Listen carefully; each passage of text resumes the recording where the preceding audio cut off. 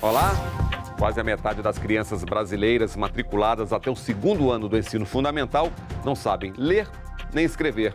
E na conta do baixo desempenho estão carência e qualificação de professores, desigualdades sociais, regionais, pandemia. O que fazer? Os desafios do país para promover a alfabetização na idade certa aos alunos da educação básica brasileira.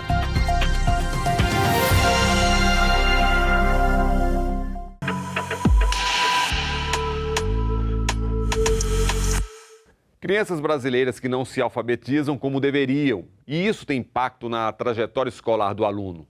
Dificuldades nos estudos podem levar ao abandono escolar, por exemplo. O tema foi discutido na Subcomissão de Alfabetização do Senado. Ter no país 48% das crianças brasileiras ao final do 2º ano sem saber ler e escrever. Nós não podemos permitir que isso continue. Este país não pode fazer isso com as suas crianças, é uma violação de um direito muito fundamental. A necessidade de muitas políticas para a superação, da regularidade da idade dos nossos estudantes no país, embora tenhamos tido uma melhora, isso ainda não é significativo. A gente considera a educação pública como balizadora da educação desse país. E isso é muito importante da gente ter sempre em mente. Por quê? No momento que a educação pública for de qualidade, ela vai ser referência e vai aumentar todos os índices de qualidade na educação, que é o que a gente quer dentro do país. Então, para entender melhor o que é a alfabetização na idade certa, em 2023, o Ministério da Educação lançou o Compromisso Nacional para alfabetizar estudantes até o final do 2º ano do ensino fundamental, além de recompor aprendizagens de alunos afetados pela pandemia. Para se ter uma ideia, em 2021, o índice de alfabetizados na idade certa era de 36%. Ano passado, chegou a 56%. O programa ele reúne essa política, ela reúne lideranças tanto do Ministério da Educação quanto de estados, capitais e municípios para a análise dos percursos que nós estamos vivendo e também tomarmos decisões a partir daquilo que nós identificamos, tanto do que foi bom para fortalecer aquilo que foi bom e daquilo que tem como fragilidade e nós precisamos agir frente a essas fragilidades. Não é que os indicadores estão bons, como eu mesmo disse, crianças brasileiras não se alfabetizam na idade certa, mas não é, a queda se explica muito mais em função da pandemia do que propriamente de outros fatores. Falou-se aí em indicador de criança alfabetizada e como ele é medido. Em 2023, com as avaliações aplicadas pelos estados e participação de 85% dos alunos da rede pública brasileira. O Ministério da Educação espera progressivamente até 2030 alcançar 80% ou mais das crianças da rede pública alfabetizadas na idade certa. É o nosso desejo, enquanto educadores, educadoras, gestores, trabalhadores da educação, estejam alfabetizados ali ao final do 2º ano do ensino fundamental. De fato, é um esforço coletivo, Também nós da CNTE temos plena concordância dos esforços necessários, toda a sociedade, ela precisa estar muito presente, todos os gestores, todos os governos, todos os profissionais da educação, pais e mães, Então, é um desafio gigantesco para nós, na educação básica do nosso país, que tenhamos sucesso nesta política, e nessas definições futuras. Mas tem os imprevistos. Com as tragédias climáticas e a pandemia, por exemplo, vieram o fechamento das escolas, aulas remotas, alterações dos currículos, evasão escolar. Acompanhe. Aqui no Sul, a gente acaba de passar por uma tragédia climática.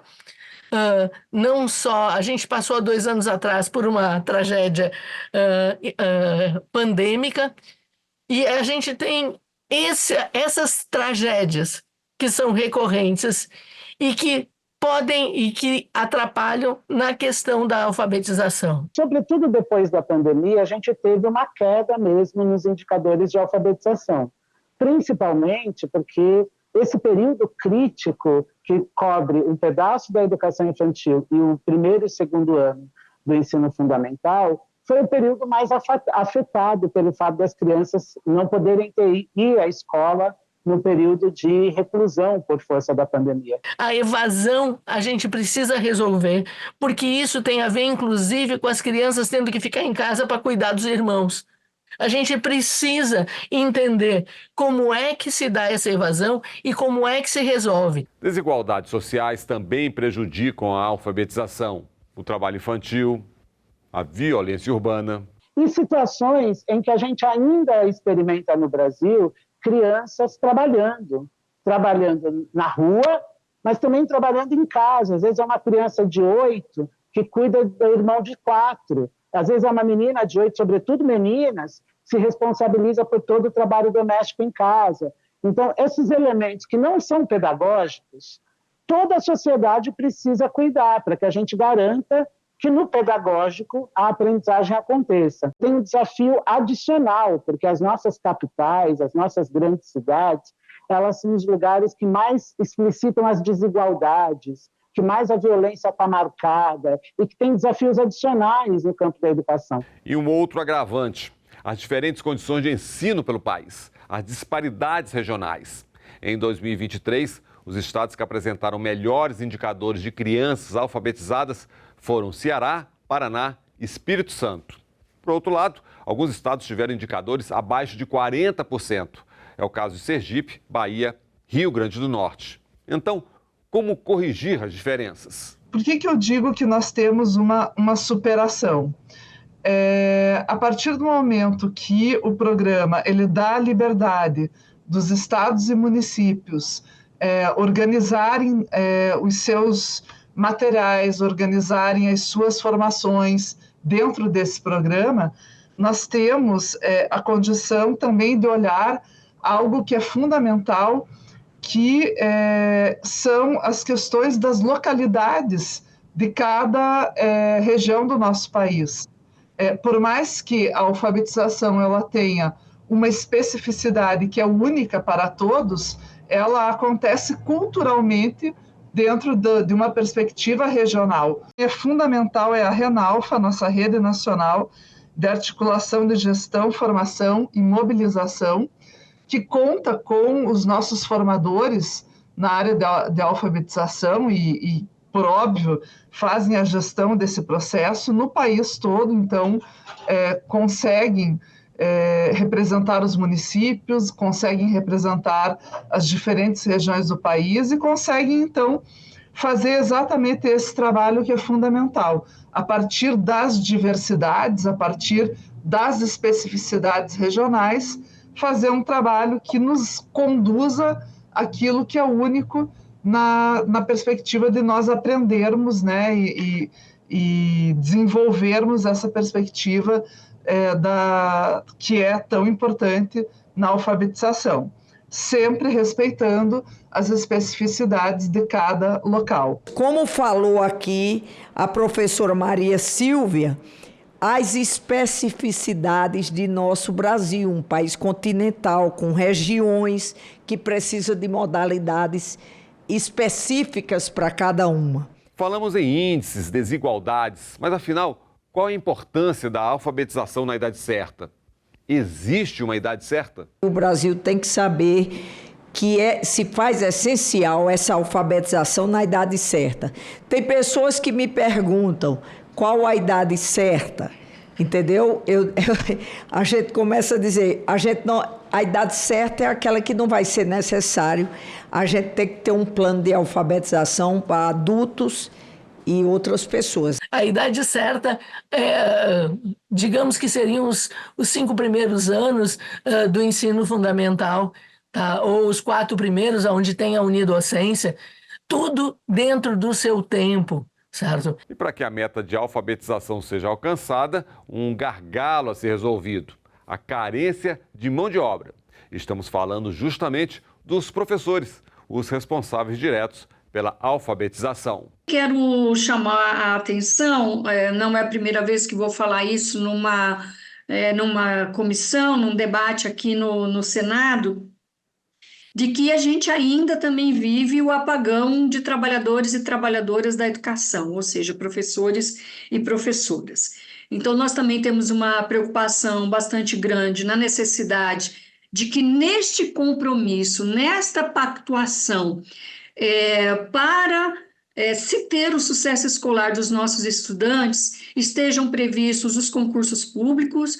Hoje nós temos no país 54% de toda a rede estadual com contratos temporários e 42% de todas as redes municipais com contratos temporários, o que significa trazer uma insegurança muito grande num processo de continuidade, né, do processo de alfabetização e de garantia desses trabalhadores nas escolas públicas do nosso país. Me chamou a atenção a questão de professores com contratos temporários. Olha, gente, para mim, algo grave que foi aprovado nesse país, ainda eu acho que em 2016 foi a terceirização plena, que não chamou muito a atenção da sociedade. A PEC do teto chamou mais atenção do que a terceirização plena.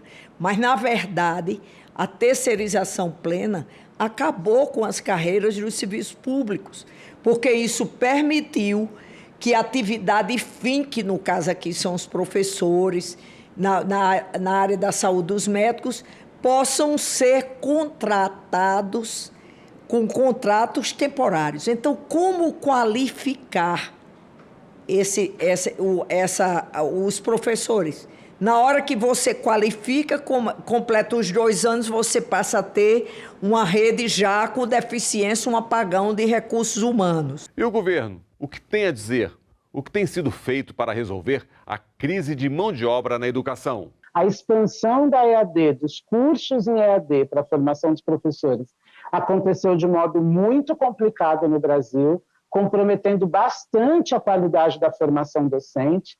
Nos parece, né, nós que pesquisamos educação, nós acreditamos que não é possível formar um bom professor com um curso 100% à distância, sem nenhuma interação presencial no ambiente universitário. Então, o ministro Camilo Santana suspendeu a abertura de novos cursos em AD e, nas diretrizes curriculares nacionais para a formação inicial, não poderá mais haver curso 100% EAD na formação do professor, porque as dificuldades começam na formação inicial, e o MEC está formando 250 mil professoras da educação infantil com foco na leitura, oralidade e escrita dentro do programa LEI. São 250 mil professoras que estão fazendo, neste momento, a formação, apoiado por 34 universidades federais e estaduais.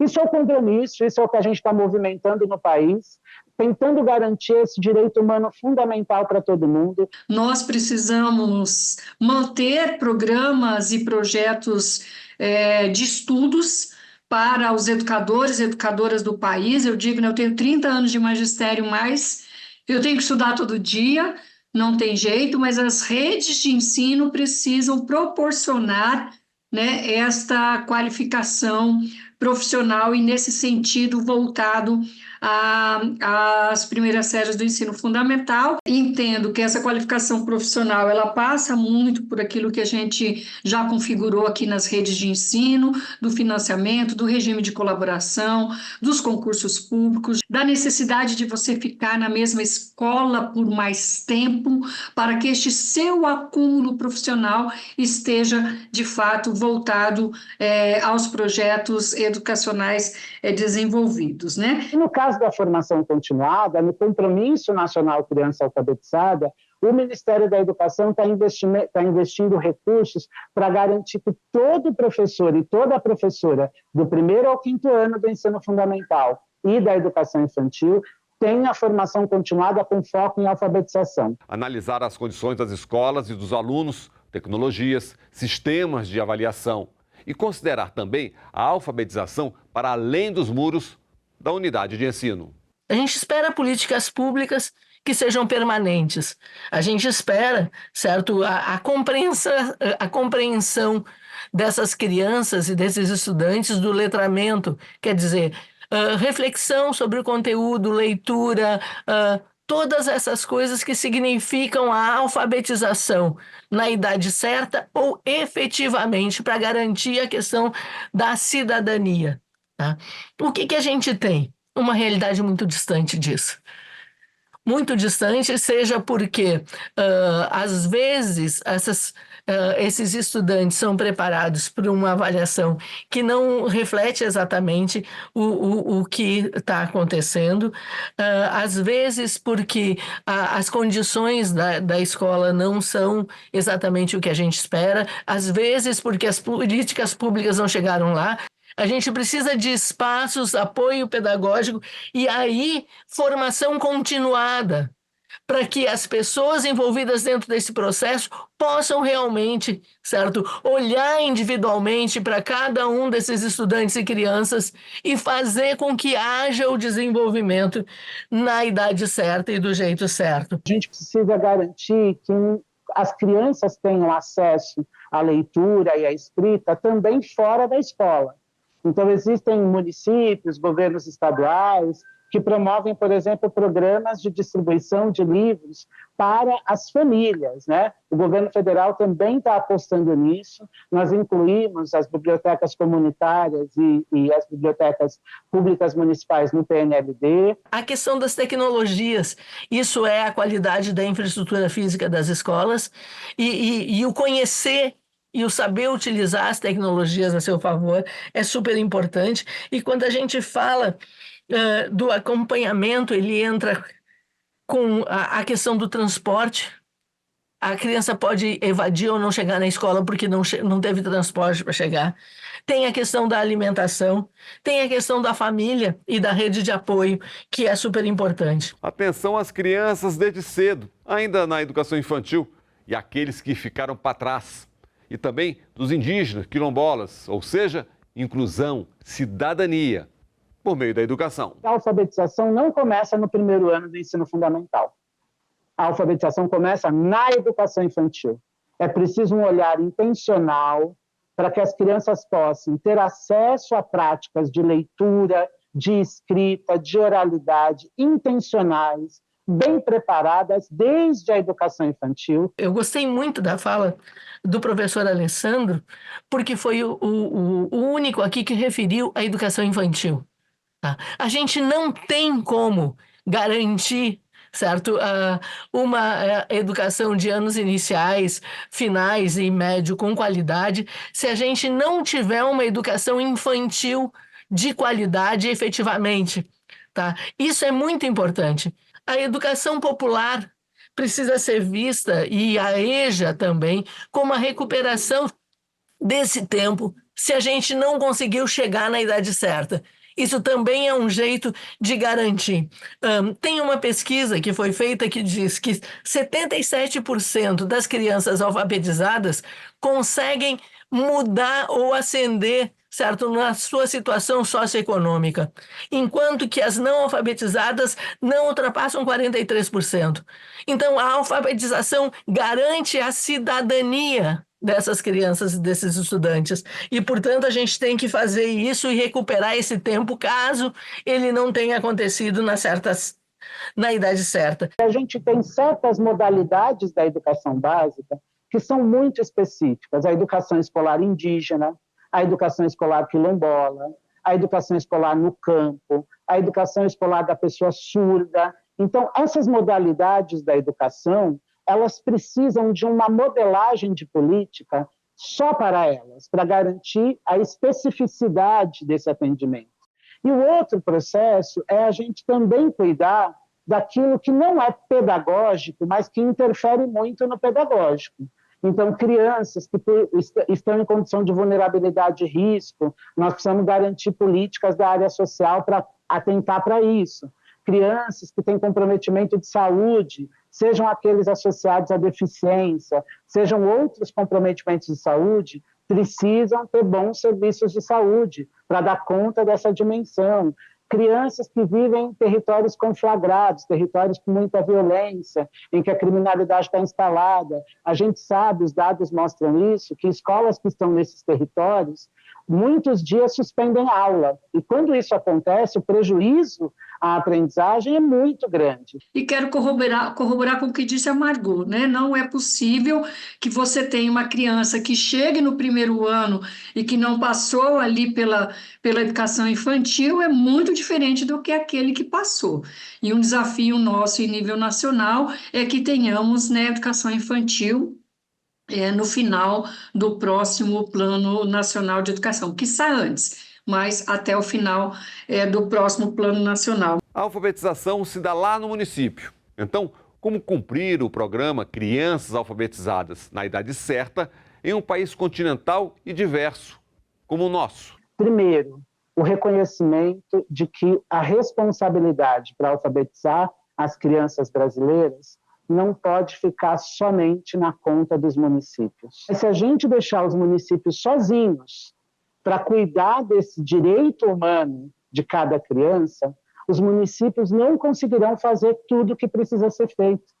Então, nós precisamos colocar o governo federal, o governo estadual, a serviço, apoiando os municípios nessa tarefa árdua, que é cuidar da alfabetização das crianças na idade certa. No estado, nós temos, cada território tem 2 articuladores estadual, um representando as secretarias estaduais de educação e um representando os municípios. Então, a gente tenta colocar essa representatividade de forma muito integrada para que a gente possa, de fato, fortalecer o regime de colaboração, como a professora Maria Silvia colocou. Nós realizamos formação com os articuladores estaduais, essa formação segue para os articuladores regionais e para os articuladores municipais. Então, esse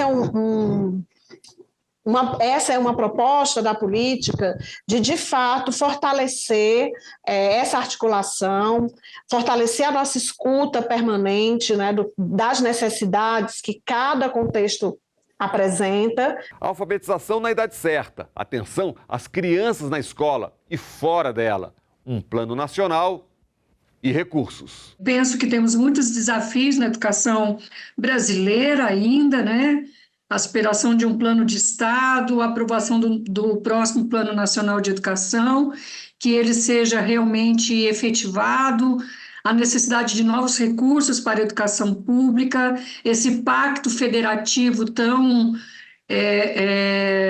uma luta intensa de todos nós, de um Sistema Nacional de Educação, de fato, que dê conta da superação das dificuldades educacionais no nosso país. Garantir que a leitura e que a escrita esteja presente em todos os lugares, na casa das crianças, nas suas comunidades, como um objeto social de valor, e garantir o cuidado para essas outras dimensões que a escola não vai conseguir dar conta, mas que a sociedade tem que pôr a mão na massa e dar conta. Criança com bom cuidado de saúde, com assistência social próxima, não esteja no trabalho, não seja obrigada a trabalhar, porque a criança não trabalha, a criança tem que dar trabalho. Então, que a gente cuide juntos para garantir essas coisas.